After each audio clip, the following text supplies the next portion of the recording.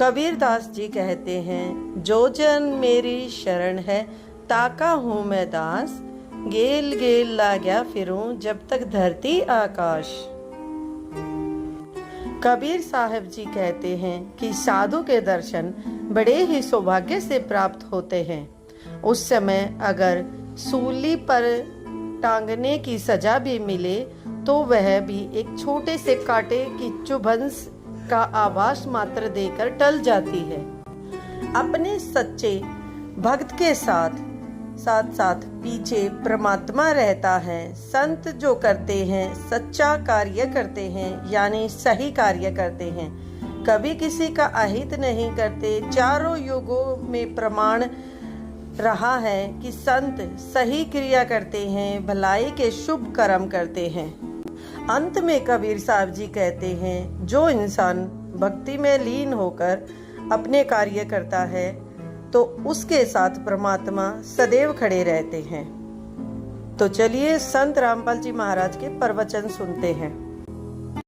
गुरु से लगन कठिन है भाई, लगन लगे बिन काज न सरता, लगन लगे बिन काज न सरता, जीव पर ले हो जाई गुरु से लगन कठिन है भाई।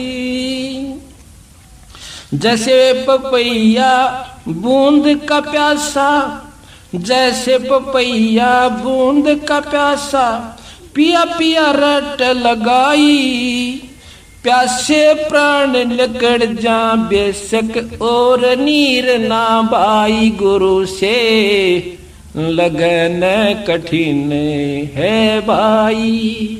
लगन लगे बिन काम न सरता, लगन लगे बिना काम न सरता, जीव परले हो जाई गुरु से लगन कठिन है भाई। जैसे मृगा शब्द स्नेही, शब्द सुनन को जाई भाई, जैसे मृगा शब्द स्नेही, शब्द सुनन को जाई। शब्द सुने और प्राण दान दे, शब्द सुने और प्राण दान दे, तनिक नहीं डराई गुरु से लगने कठिन है भाई, गुरु से लगने कठिन है भाई। लगन लगे बिन काम न सरता, लगन लगे बिना काम न सरता, जीव पर ले हो जाई गुरु से लगन कठिन है भाई।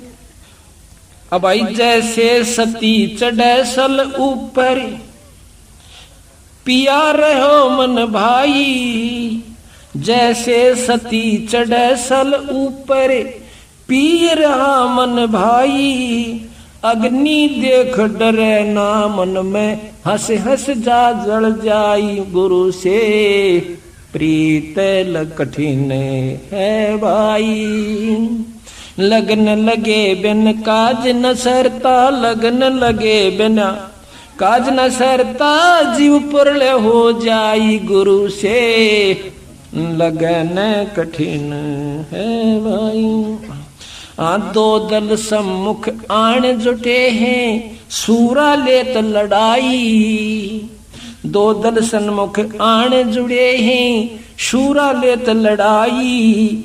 टूक टूक हो पड़े धरती पे, टूक टूक हो पड़े धरती पे, वो खेत छोड़ ना जाई गुरु से लगने कठिन है भाई, गुरु से लगने कठिन है भाई। लगन लगे बिना काज न सरता, लगन लगे बिना काज न सरता, जीव पर ले हो जाई गुरु से लगने कठिन है भाई। छोड़ो तन अपने की आशा, निर्भय हो गुण गाई। कहत कबीर सुनो भाई साधो, नहीं तो जन्म जात नसाही, गुरु से लगने कठिने है भाई। मान जाता। परमेश्वर ने सोचा या नादान, इस निकम्मे गेला यह भी मरेगी, इसमें फिर ये मन में खोट रहेगा। गुरुजी ने नहीं कहा तो मेरा सुहाग बच जाता। परमात्मा ने कहा अच्छा बेटी जाता हूं। परमात्मा पहुंचे वहां। उस दिन इसने अपना दरबार लगा रखा था रावण ने, और अपनी को गुप्त गोष्ठी कर रहा था। परमेश्वर ने जाके पहरेदारों से कहा कि द्वारपालों मुझे अंदर जाने दो, भगवान रावण से पूछो मैं मिलना चाहता हूं। एक मुनिंदर नाम के ऋषि आए हैं, रावण का दर्शन करना चाहते हैं। पहरेदारों ने कहा कि आज हमें विशेष हिदायत है कि आज के दिन हम किसी को ना तो अंदर जाने दें, ना अंदर संदेशा लेने जा सकते हैं। आज तो अंदर का संदेशा बाहर आ सकता है, बाहर का अंदर नहीं जा सकता। हमारे राजा का पता है ना, 1 मिनट में हमारे टुकड़े कर देगा अगर हम चले भी गए तो। अब परमात्मा ने क्या किया, अंतर्ध्यान हुए प्रभु, और रावण की स्टेज के सामने ऐसे बीच में गैलरी सी होती है, लंबा बहुत बड़ा दरबार था, तो सामने आते नजर आए ऋषि रूप में। रावण ने कहा ये कौन आ रहा है, मेरे आदेश बिना इसको कैसे आने दिया। आज तो गुप्त मीटिंग हो रही थी। बुलाओ उन पहरेदारों को और कलम कर दो उनके गर्दन को। क्रोधी आदमी, तमोगुण का उपासक, राक्षस स्वभाव का धारण किया हुआ। इतने में प्रभु निकट आ गए और कहा महाराजा आपके द्वारपालों का दोष नहीं है, उनको पता नहीं मैं कैसे आ गया। रावण ने कहा फिर तू आया कैसे। अंतर्ध्यान हुए, अदृश्य हो गए, फिर सामने प्रकट हुए, मैं ऐसे आ गया। क्या करने आया तू? रावण ने प्रश्न किया। प्रभु ने कहा कि मैं आपसे अर्ज करने आया हूं। बिटिया है मेरी शिष्या है, और आपने जो ये सीता का अपहरण किया है ये लक्ष्मी है, आप इसको वापस दे दो रावण, तेरा कुल बच जाएगा। रावण कहने लगा तू शिक्षा देने आया मुझे। परमात्मा ने कहा तेरी विनाश काले विपरीत बुद्धि होगी। रावण तो इंसान नहीं शैतान है, क्योंकि परमात्मा संत निडर होते हैं, वो अपनी सत्य कहते हैं, इसको कड़वी लगे चाहे मीठी, इसका उद्धार होना होगा तो हो जाएगा, न तो मर कुएं में पड़ गए। कहते हैं जेता मीठा बोलवा तेता संत ना हो।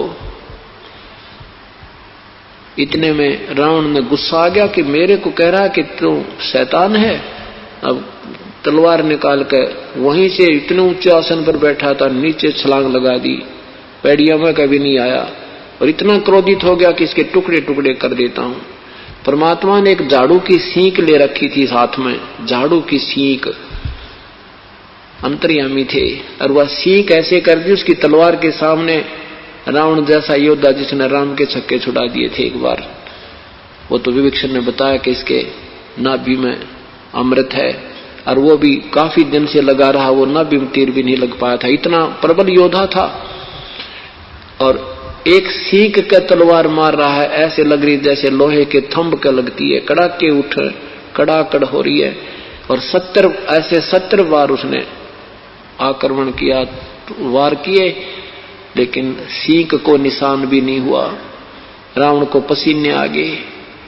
देखा कि ये तो कोई प्रबल शक्ति है, लेकिन अभिमानी प्राणी में ये एक विशेष अवगुण आ जाता है, वो नीची गर्दन नहीं करता। सामने ऐसी परम शक्ति देखकर भी उसने नहीं माना कि ये कोई अजब शक्ति है। इंसान होता तो चरणों में गिर जाता, वो शैतान हो चुका था। और गलत ज्ञान और गलत साधना से इन नकली गुरुओं का किया हुआ ये विनाश है। ये तो देख लिया कि मारने से नहीं मर रहा, मायूस सा होकर अपनी गद्दी पर विराजमान होता हुआ कहता है कि तुझे जाना है तो जा, मैंने तेरी बात को कोई ध्यान नहीं देना। परमात्मा कहता है जैसे तेरी इच्छा रावण, हम जा रहे हैं। अंतर्ध्यान हो गए परमात्मा। और मंदोदरी से कहा बेटी मैंने अपना जो कहना था कह दिया, वो नहीं मान रहा है। तो मंदोदरी ने कहा प्रभु मेरे लिए आपने कष्ट उठाया, उस निकम्मे के आप शब्द सुने, मैं अक्षमा याचना करती हूं। और प्रभु अब मुझे कोई दुख नहीं आएगा अगर ये मर भी गया था। कहने का भाव ये है कि परमात्मा ने अपना पूरा प्रयत्न किया और समझाने की चेष्टा की, क्योंकि हम सब आत्माएं कबीर साहिब की हैं। शाम के समय विभीषण आया, मंदोदरी से कहा कि आज तो भाई ने मार दिया होता गुरुदेव को, पर वो तो परम शक्ति हैं। भाई ने ऐसे 70 बार आंख अंधाधुंध ऐसे तलवार लगाई न, पूरे दरबार में गूंज उठे थी, और भगवान ने सींक ले रखी थी, उसका निशान भी नहीं हुआ। सारे दरबारी इस बात से बड़े प्रभावित थे, पर रावण के सामने कौन बोले, माना नहीं, परमात्मा वापस आ गए। मंदोदरी कहने लगी कोई बात नहीं, अपनी करनी पाओगे के पिता के पूत। ये दो, परमात्मा ने समझाया था बेटी ये 2 दिन का नाता है तेरा और पति और पत्नी का, ठीक है, पति पत्नी का नाता पूरा निभाना, पर भक्ति मार्ग में कति डगमग मत हो जाना। 2 दिन का संपर्क है, अपनी करनी जाएंगे, अपने स्थान पर जिसको जहां के संस्कार है वो न्यारे न्यारे हो जाएंगे, सदा संग नहीं रहेंगे। अब क्या होता है कि वो सीता जी का पता लगाया गया, और फिर समस्या आई कि पुल कैसे बनाए समुद्र के ऊपर। 3 दिन भगवान श्री राम घुटनों पानी में खड़ा होकर के समुद्र से याचना करता है कि जल्दी हे सागर राज मुझे स्थान रास्ता दे दे। अपनी पूरी व्याथा बताते हैं कि मेरे साथ ऐसे बीत गई है, मेरी पत्नी को उठा लिया है इसने और मुझे छुड़वा के लाना है। वो पति भर्ता स्त्री है, उसने रावण को समर्पण नहीं किया है। पुण्यात्माओं, यही बातें हैं जो देखने और सुनने की, ये कथाएं जो हमने अब अपनी आत्मा से जोड़नी है। भगवान श्री राम ने हनुमान जी को भेजा। हनुमान जी ने जाकर देखा कि सीता कहाँ बैठी है, एक वृक्ष के नीचे बैठी है, और ऊपर चढ़ कर बैठ गया। राम ने पूरी समझा बुझा कर भेजा था श्री राम जी ने हनुमान जी को कि तू पूरी स्थिति का जायजा लेके आना कि उसने रावण को समर्पण कर दिया है या वो अभी भी मुझे चाह रही है, तो पूरा भेज लाना मेरे बेटे संत जी, मुझे सच्ची सच्ची बताना आकर के। अगर उसने रावण को समर्पण कर चुकी है तो हम नहीं दुनिया के लाल खपाएंगे, और यदि उसने आज भी हमारी याद तड़प है 10-12 वर्ष के बाद भी, और वो हमें चाह रही है और उसने समर्पण नहीं किया है, तो हम हर संभव कोशिश करके उसको रावण के जाल से छुड़वाएंगे।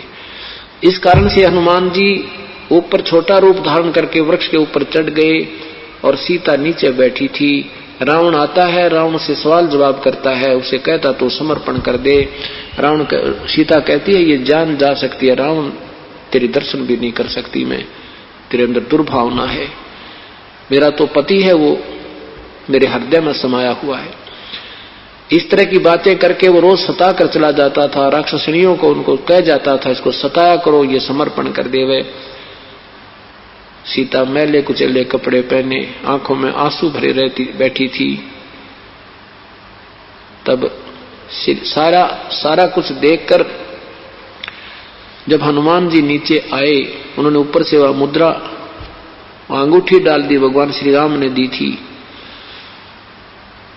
अंगूठी जब सीता जी के गोडों में आकर गिरी, सामने गिरी, तो वो जानकी श्री राम के नाम की लिखी हुई अंगूठी है।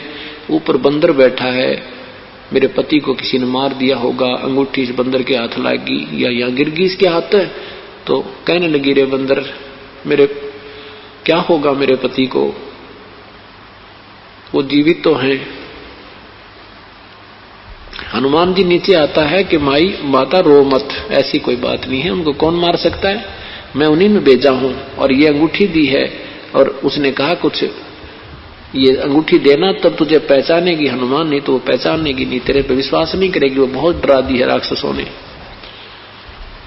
तेने बोली रे तन डरा दी थी मैं, कति पहले मरी पड़ी थी,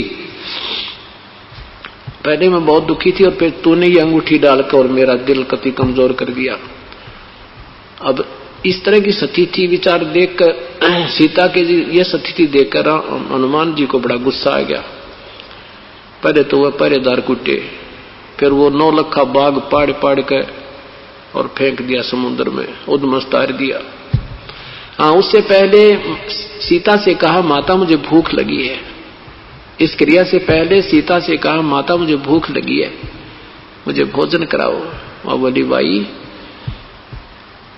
ये बेटा कहने लगी, हनुमान जी मेरे बस की बात नहीं भाई, यहाँ कोई बाग में कोई वो अपने आप गिर गया हो ना, फल तो तोड़ कर वो खा लिए बेटा, मुझे तोड़कर खाना भी अलाउड नहीं है, और तू भी मत तोड़ना ना, मुझे बहुत सताएंगे। अब इतनी बात सुनकर हनुमान जी ने सोचा, भी ये तो अच्छे बेवकूफ आदमी, और खाना भी दूबर कर रखा हमारी माँ का। तो तब उसने सारे बाग, पहले तो छक्या पूरा, क्यों 5-4 मन में तो छकने थे, फिर तगड़े हनुमान जी थे, सारे फल तोड़े, कुछ कच्चे पक्के तोड़ पाड़ कर सब फेंक डाला, उद्मस्त कर दिया। रावण ने सैनिक भेजे, वह गढ़ दिए सारे, लंका को फूक फाक कर हनुमान जी वापस आए। सीता जी ने उसको कहा कि ये कंगन ले जाओ मेरा, नहीं तो वो विश्वास नहीं करेंगे तेरे पे। इस मेरे कंगन को जो उन्होंने पहन रखा था, एक कड़ा 2 थे, एक कंगन दे दिया हनुमान जी को कि कंगन लेके जा, और श्री राम इसको देखकर मुझे पहचानेंगे कि सचमुच तो मेरे से मिलकर गया, नहीं तो वो विश्वास नहीं करेंगे। अब हनुमान जी सुबह सुबह वो कंगन लेकर के और आकाश मार्ग से चल पड़े। आगे जाके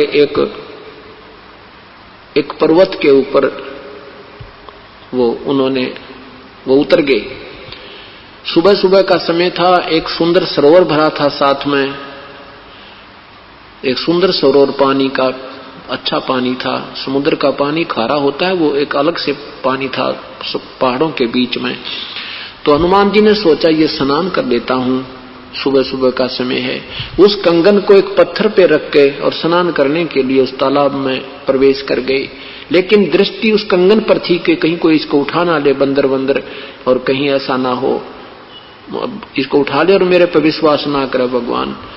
तो जैसे सर्प की मणि पर बच्चे, गऊ की बच्चे पर नजर होती है, ऐसे एक नजर उस कंगन पर, और स्नान कर रहे थे। इतने में एक बंदर आया और कंगन उठाकर भाग लिया। अब हनुमान जी भाग लिए, न्यू के न्यू पीछे भाग लिए कि ये निकम्मा कहीं समुद्र में ना फेंक दे इसको। पीछे पीछे हनुमान जी आगे आगे, बंदर भाग के एक ऋषि के आश्रम में प्रवेश कर गए, ऋषि मुनिंदर के आश्रम में। और वहां जाकर के उसने देखा, हनुमान जी के देखते देखते एक घड़े में, एक बहुत बड़े घड़े में वो कंगन डालकर आगे भाग गया। तो हनुमान जी ने राहत की सांस ली कि चलो कंगन डाल तो गया, ये मटके में तो निकाल लूंगा अब तो, तब आराम से चले। आकर देखा उस मटके में तो काफी कंगन पड़े थे, वो तो भरा पड़ा था ऐसे कंगनों का, सेम टू सेम, कोई अंतर नहीं उनमें। अब उन इतने कंगनों को देख कर हनुमान असमंजस में पड़ गया, भी मेरे वाला कौन सा है। तब ऋषि के पास आया, ऋषि जी के पास आए हनुमान जी, कहा ऋषि जी ये बंदर मेरा कंगन उठा लाया, इस घड़े में डाल दिया। ऋषि जी ने कहा उठा लो बजरंगी, ले जाओ, आपका मटके में डाल रखा तो ले जाओ अपना कंगन उठा लो, आओ जलपान करो फिर। तो हनुमान जी कहते हैं कि ऋषि जी उसमें तो ना जाने एक जैसे कितने कंगन हैं, मुझे मालूम नहीं मेरा कौन सा कंगन है। मुनि ऋषि जी ने कहा कि आजा बैठ जा पवन पुत्र, मैं बताता हूं तेरा कंगन कौन सा है। फिर वो सारी कहानी सुनाई। हनुमान जी वो परमात्मा और है, ये भगवान नहीं है ब्रह्मा विष्णु महेश, ये पूर्ण शक्ति नहीं है। और ये तेरा राम और ये सीता तो 30 करोड़ बार तो ऐसे ही अपहरण हो लिया और ये वापस आ ली, और ऐसे ऐसे सारी कहानी करा कितने बार, ये 30 करोड़ तो राम, ये विष्णु अर्थात ये राम चक्कर काट चुके यहाँ पर। और जितनी बार भी ये प्रक्रिया हुई है तू ऐसे ही आया है, ये हनुमान आता है एक, और वो ऐसे ये बंदर को मैंने ड्यूटी ला रखी है, और ये तुम्हारा भ्रम तोड़ता है पर तुम मानते कति नहीं। सारी कहानी बताई कि ऐसे आते हैं और ऐसे ही ये बंदर इसमें डाल जाता है, और ले जा कोई कंगन उठा कर तो मिला लेना सीता जी के दूसरे कंगन दे, न्यू का न्यू भाई, एज इट इज है यो। हनुमान जी कहने लगा, भगवान यह बात तो तेरी मैं नहीं मानू कि ब्रह्मा विष्णु महेश से कोई परम शक्ति और है, आप कहो चाहे मत कहो, पर ये जादूगरी मुझे मानना पड़ेगा कि ये सारे कंगन एक जैसे हैं। परमात्मा ने कहा कि ये ऐसे 30 करोड़ राम हो जा लिए जीत जीत कर जंग ने। तो श्री हनुमान जी ने कहा कि देखो ऋषि जी, प्रत्येक बार हनुमान आता है और यहां डाल जाता है और कंगन लेकर भी जाता होगा। हाँ, कंगन लेकर जाता है। इस घड़े में मेरी शक्ति से, ये एक शक्ति है इसमें, ये वरदान है कि ये एकदम फोटो स्टेट कर देता है इसका। इसमें जब ये कंगन गिरते ही 2 हो जाते हैं। आपको नहीं यकीन है तो एक कटोरी दे दी उठाकर कि इसको डालकर देख मटके में कटोरी डाली, 2 एक सी होगी। हनुमान जी शांत हो गए, उठा के एक कंगन को और चला गया। चले गए तो पता चल गया, तय हो गया। अब हनुमान जी ने जब जाके बताया कि सीता जी श्री राम के पास है, उस रावण के बाग में है, तो श्री राम जी हनुमान जी को एकांत स्थान पर ले गए। पुण्यात्माओं, देखना ये सब प्राणी हैं और सबके अंदर एक जैसी ही वृत्ति है। अब उसने हनुमान जी से क्या पूछा, हनुमान जी मेरे सिर पे हाथ रख, मेरे संत जी झूठ ना बोलना, तो सच बताना। कहा जी बोलो, क्या क्या बात है। तो ऐसे जैसे पुलिस वाले पूछा करे ना, बात न घुमा फिरा के मुलजिम को उसकी जो ना सच्चाई जानने के लिए। तो कहता भाई एक बात बता हनुमान जी, रोज भोजन तो बहुत अच्छा खाया होगा तुमने, कहाँ रोटी खाई? वहां श्री रावण के घर गए थे क्या? राज दरबार में खाई या घर पे गए थे? और सीता ने कैसे कपड़े पहन रखे थे? हार श्रृंगार तो किया होगा ना उसने, क्योंकि वो तो रावण तो बड़ा समृद्ध राजा है। हनुमान जी बालक थोड़ा था, सारी समझा था कि श्री राम जी कौन सी तरीके से पूछ रहे हैं। श्री राम ये पूछना चाहते थे कि हनुमान जी कोई बता देवे कि मैं वहां खाना खाने गया था, तो तब क्या बताया कि हे भगवान, आप परमात्मा हो और माता के विषय में ऐसी शंका करना आपको शोभा नहीं देता। माता का जो चेहरा था वो नहीं है जो पहले था। आंखों से आंसू आपके वियोग में समाप्त नहीं हो रहे, और फटे पुराने कपड़े उन्होंने पहन रखे थे। और मुझे आहार का बात सुनो कि उन्होंने कहा था भाई ये तोड़ के भी फल मत खाना, भाई कोई नीचे गिरा हुआ तो हनुमान अपना पेट भर ले, वृक्ष से तोड़ के मत खाना। कोई वृक्ष से टूटा हुआ अपने आप फल हो तो मुझे भी इसी का आदेश है खाने का, इस बाग से मैं फल तोड़कर नहीं खा सकती। तो जब श्री राम को विश्वास हुआ कि सचमुच वो तो आज भी पति भरता है और अब उसको छुड़वाना अति आवश्यक है। तो पुण्यात्मा, यही आज आपके संग है। ये कथा सुनाने का उद्देश्य कोई ये नहीं था, क्योंकि परमात्मा और संत और असंत की कथा सुनाने से आत्मा में विनम्रता आती है, शिष्टाचार ग्रहण होता है, बुराइयों से दूर होना हो जाता है, उसके होने वाले अवगुणों से और हानि से हम परिचित होते हैं। साथ में परमात्मा ये बताना चाहता है कि आप भी आज इस काल रूपी रावण की कैद में हो। आज तुम्हारे अंदर वही पति भरता पद उस परमेश्वर की तरफ होगा और यहाँ की कोई इच्छा आपके मन में नहीं रहेगी, चाहे आपको राष्ट्रपति बनावे, चाहे स्वर्ग का मालिक बनावे, आप यहाँ कुछ नहीं चाहोगे। ऐसी तड़फ आपकी हो जाएगी, या ऐसे अलूने से रहने लग जाओगे जैसे सीता जी रहती थी। तब वो परमेश्वर आपको इस काल से छुड़वा कर ले जाएगा। जो पति भरता जमी पर जो जो धर है पावे, समृत झाड़ू देते हुए ना काटा लग जावे। जब हम इतनी लगन और ऐसी आस्था उस परमेश्वर में पुनः बनाएंगे, तब वो परमात्मा इस काल के गेला लड़के हमारे सौ झंझटाने मिटा के और आपको यहां से छुड़वा कर ले जाएगा। अब समय आया कि पुल कैसे बनाया जाए। जब सभी प्रार्थनाएं रावण ने फेल कर दी, सब महापुरुष, सब दूतों ने भी, राजदूतों ने जाकर अंगद जैसे महापुरुषों ने भी, जामवान जैसे ने भी प्रार्थना की, लेकिन दुर्बुद्धि रावण नहीं माना। आखिर में युद्ध करना ही निश्चित हुआ। तो अब समुद्र पर पुल बनाने की समस्या आ गई। 3 दिन तक भगवान श्री राम घुटनों पानी में खड़ा होकर सागर राज से प्रार्थना करता है और अपनी सारी व्यथा बता रहा है, लेकिन 3 दिन तक टस से मस समुद्र नहीं हुआ, कोई रास्ता, कोई जवाब नहीं मिला। तब श्री राम ने कहा कि अर्जुन निकाल मेरा अग्नि बाण, ये लातों के भूत बातों से नहीं मानते, अब इसको फूंक डालता हूं। जो ही श्री राम ने तीर उठाया, अग्नि बाण चढ़ाया प्रत्यंचा पे और उसमें से लपटें निकलने लगी। तब ब्राह्मण रूप बनाकर और बाहर आया समुद्र और करबद्ध होकर कहा, प्रभु मत फूको मुझे,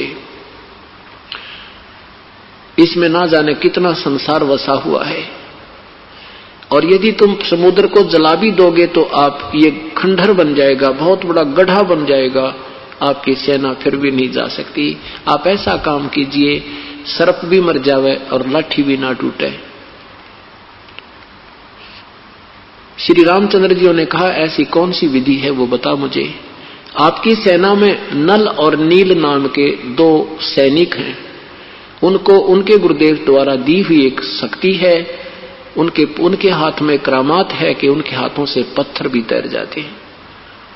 अब इतनी सेना में जहां जामवान जैसे बली, हनुमान जैसे महापुरुष और अंगद जैसे बलवान वहां खड़े थे, और नल और नील 2 सैनिक बुलाए गए राजा के सामने।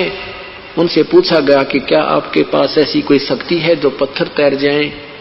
उन्होंने कहा हां। नल नील ने कहा जी हमारे पास ऐसी पावर है।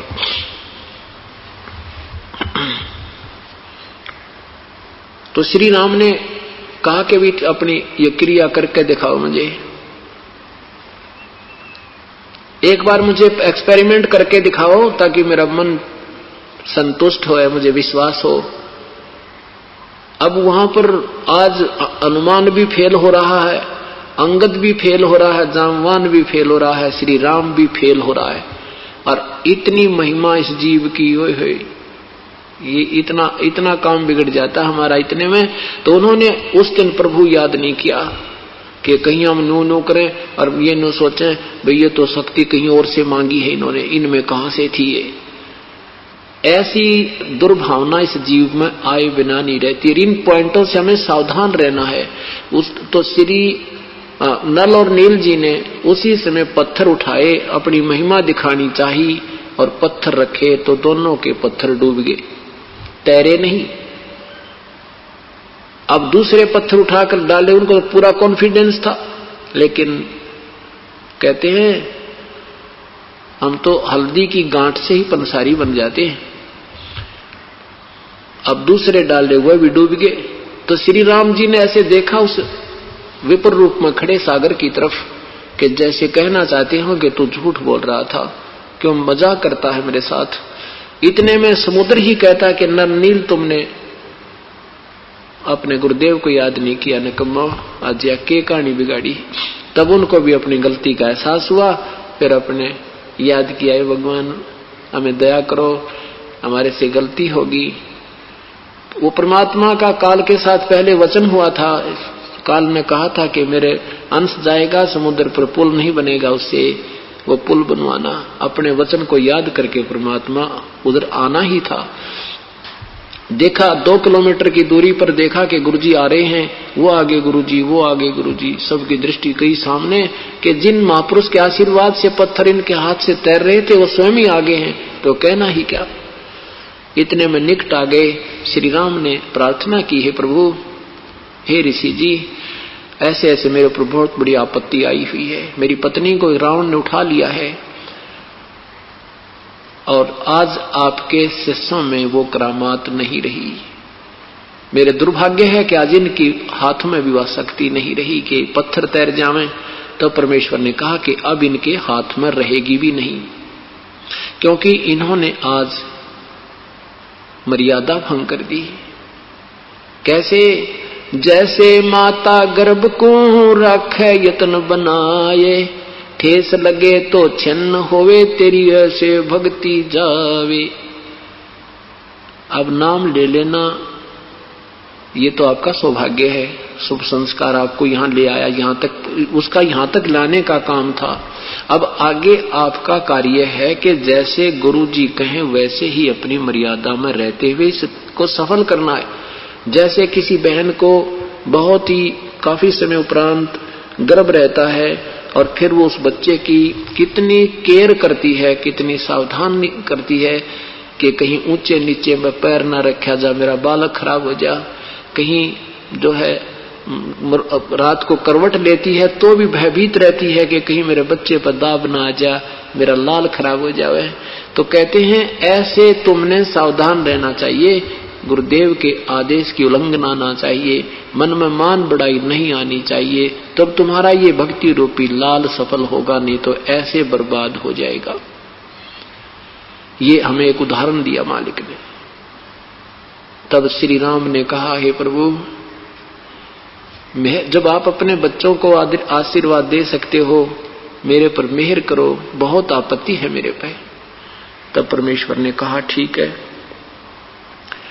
अब मैंने ये पहाड़ है सामने का, उस पहाड़ के चारों तरफ एक लाइन ऐसे डंडी से अपनी छोटी सी लाइन लगा दी, एक रेखा खींच दी चारों तरफ के, और कहा इसके बीच बीच के ये पत्थर उठा लो, ये सारे तैर जाएंगे। आप कहते हैं ना दूध का जला हुआ लस्सी कोई फूकता है, हनुमान जी से कह ले हनुमान उठा के एक पत्थर, हनुमान जी डाया पूरा पहाड़ उठा गए इतना बड़ा और पटक दिया, वो टुकड़े टुकड़े हो गया। और फिर रख के देखा तो न्यो के न्यो तैर रही हैं। और नल नील शिल्पकार भी थे, उन्होंने कहा जी हमें एक सेवा तो दे दो, हम शिल्पकार हैं, इनको तोड़ फोड़ के एक दूसरे में फंसा कर सेट कर देंगे, चल बेटा कर लो या सेवा तो करो। तो कहते हैं फिर वो समुद्र पर पुल बना, रे नल नील यतन कर हार, तब सतगुरु से करी पुकार। रे नल नील यतन कर हार, तब सतगुरु से करी पुकार। जा सतरे खाल की अपार, सिंधु पर सिला तिराने वाले। जा सतरे खाल की अपार, सिंधु पे सिला तिराने वाले। धन धन सतगुरु सत कबीर, भक्त की पीड़ मिटाने वाले। धन धन सतगुरु सत कबीर, भक्त की पीड़ मिटाने वाले। भक्त की पीड़ मिटाने वाले, भक्त की धन धन सतगुरु सत कबीर, भक्त की पीड़ मिटाने वाले। रहे नल नील यतन कर हार, तब सतगुरु से करी पुकार। और आपने जा सत रेखा लिखी अपार, चारों तरफ से वो खींच दी लाइन, सिंधु पर सिला तिराने वाले। अब देखो पुण्यात्माओं, ये तत्व ज्ञान है। ये स्पेयर पार्ट पहले ही अपने दुकान में रखे थे, अपने सदग्रंथों में कथाएं थी। इंजीनियर ही उनको जोड़ तोड़ कर गाड़ी बनाता है जो काम आती है, तो उसको तत्वदर्शी संत कहते हैं, वो वास्तविक ज्ञानी होता है। ये दास को ऊपर मेहर की परमात्मा ने बुद्धि दी, उस परमेश्वर की बुद्धि से ये दास आपको इस सदग्रंथों का सार निकालकर आपके समक्ष रख रहा है। कि पहले कोई तो कहता था श्री राम ने पुल बना दिया, जब फिर कहते थे श्री राम जी 3 दिन याचना करते रहे, वो समुद्र ने रास्ता नहीं दिया। अगर समर्थ भगवान होते तो क्या जरूरत थी याचना करने की, और चल उतार ले जाते सारी सेना को। कोई कहता था कि हनुमान जी ने राम का नाम लिख दिया इसलिए पत्थर तिर गए, यानी कोई निर्णायक ज्ञान नहीं था। हनुमान जी क्या करते थे, एक नियम है ये कि पहले राम तो श्री रामचंद्र के बाद राम मानने के यही राम होगा, नहीं, इससे पहले भी राम नाम प्रचलित था। इनका तो जन्म भी नहीं हुआ था। सतयुग में भी महर्षि वाल्मीकि जी भी मतलब ओम नाम जपते थे, लेकिन बोलते थे राम कहते थे। जैसे कहते हैं राम राम जप ले, राम राम भाई, राम का नाम ही श्रेय होता है। तो उस समय से राम का नाम प्रचलित है। जैसे हम कहते हैं ना भाई सतनाम, जैसे सत साहेब, सतसाहिब कहने का तात्पर्य यह है कि परमात्मा ही वास सत्य है, बाकी ये झूठा संसार है, और अपना नाम जपते रहना। सत्य साहेब कहें तो ये मन में विचार आना चाहिए कि ये क्या संकेत कर रहा है कि नाम जपते रहियो, गप्पे मत मारते रहना के नाम को। ऐसे ही ऋषिजन ओम नाम देते थे। महर्षि वाल्मीकि जी भी ओम नाम जाप करते थे, और इस काल ने कहा कि मेरा जाप तो बोल बोल कर सुमन करना होता है। तो ये ओम ओम ओम ओम ओम ओम ओम ओम ओम, और बोलने वाला तो ठीक बोल रहा होता, सामने वाले को ऐसा लगता था जैसे मैं वो कर रहा है। तो ऐसे ऋषि जी जब जाप कर रहे थे बैठ के, आम दूसरे भगत कहा करते थे कि ये उल्टा जाप जपे, देखो इसने क्या लाभ होगा, मैं वो कर रहा है। तो कहते हैं उल्टा नाम जपया जग जाना, वाल्मीकि भय ब्रह्म समाना। राम राम नहीं जपया, क्योंकि सारा तत्व ज्ञान की कमी के कारण हमने उल्टी बात पकड़ रखी है। अब अन्य संत राम राम ही जाप। तो भक्तों, ऐसे ही संत रामपाल जी महाराज के दिव्य वचन और सत्संग सुनने के लिए हमारे चैनल पे बने रहें, और हमारे चैनल को लाइक, शेयर और सब्सक्राइब जरूर करें। धन्यवाद। सत साहेब।